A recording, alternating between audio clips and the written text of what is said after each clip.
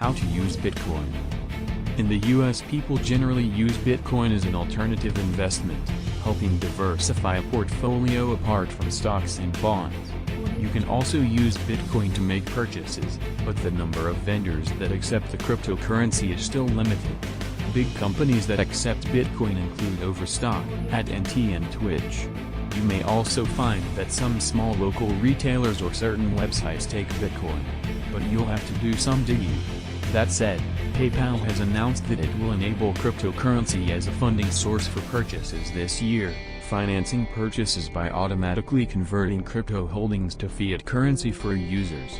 They have 346 million users and they're connected to 26 million merchants, says Spencer Montgomery, founder of Uinta Crypto Consulting. It's huge.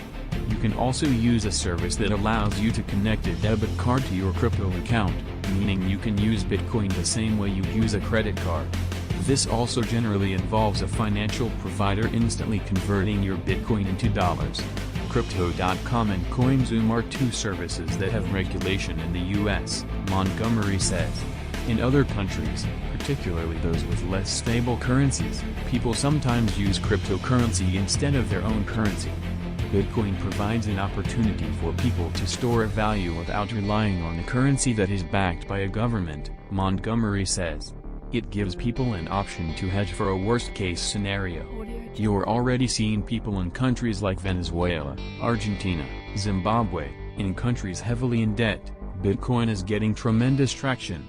That said, when you use Bitcoin as a currency, not an investment, in the US, you do have to be aware of certain tax implications.